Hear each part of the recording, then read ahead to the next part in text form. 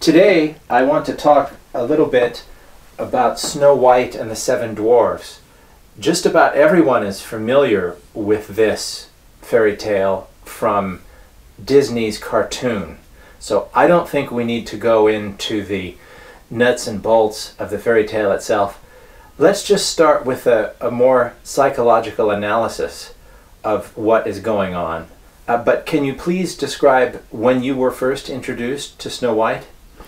I was very small when my parents read Snow White to me, and I became quite concerned about how can a stepmother do that to a child.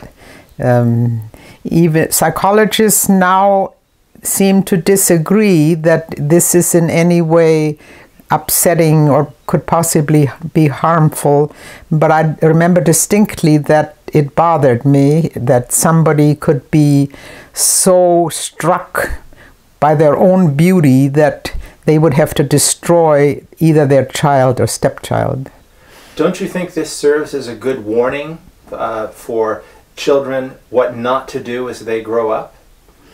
I think in Snow White's, in the story, it's quite clear that the child had no control over becoming more beautiful as she got older, and the mother or stepmother was simply unable to accept the age difference and the maturity and the difference in development, that the mother would have to face a lesser beauty as she gets older, and the child would definitely grow up and become more beautiful. This is, though, the nature of human life. This is something that happens again and again, and in fact, in modern society, it's common to see people struggling against signs of aging. This is true, and this is why it seems very educational also to parents, is accept who you are at whatever age level you are, and don't try to bring back something you cannot get back, not with money or powders or creams. What do you think about the character of the mirror? The mirror is actually something that's alive in the fairy tale. What does that represent to you? The mirror is very much like a conscience outside of yourself. When the stepmother picked up the mirror, she wanted reassurance. In other words, she was unable to perceive herself for her value.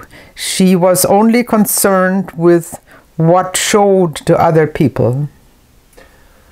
But if you think about the character of Snow White, she actually didn't do anything positive to earn her position. It was purely related on beauty.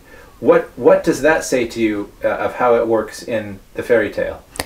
Snow White represents the innocence, the beauty of innocence, the development, the being unaware that she is a threat to somebody.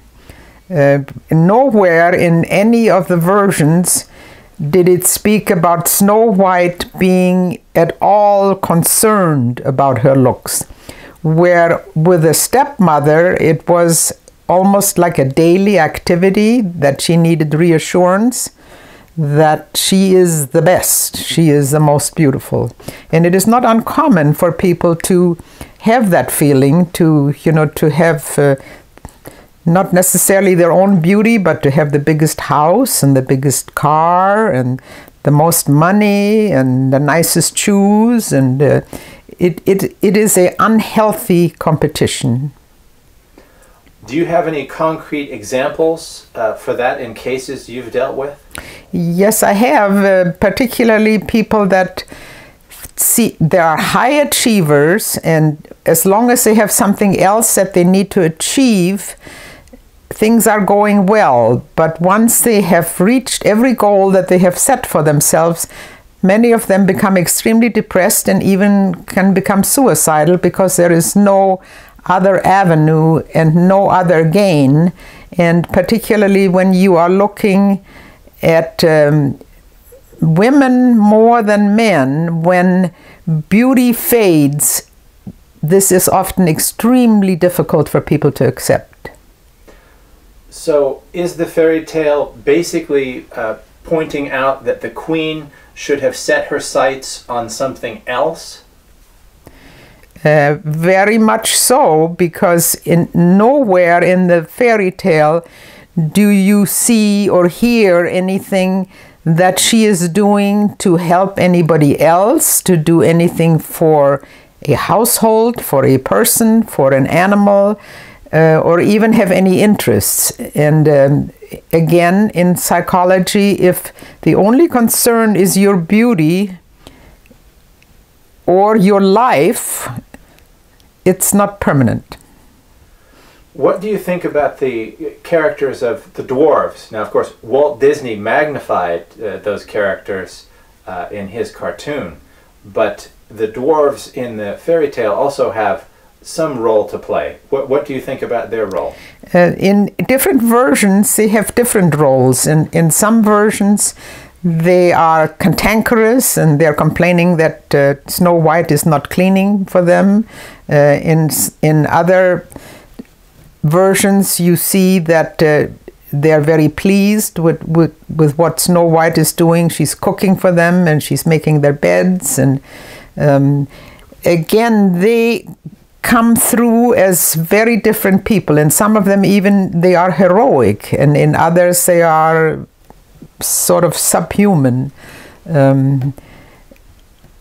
Again, in psychological evaluations, you could kind of plug in, you could change a story if you're telling it to a child and make them be whatever you would like for your child to understand of what they are.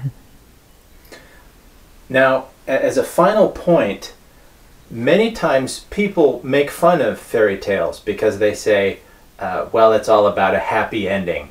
And that in itself is bad for children to understand, that things have a happy ending. What do you think about that? I think in a story such as Snow White, it needs a happy ending because it is actually quite threatening to a child of what can happen if you are, out in the woods and you're dumped there and your stepmother wants you dead and there are strangers that are taking care of you. I think it is necessary when you present threats that you have to present resolution. Thank you very much.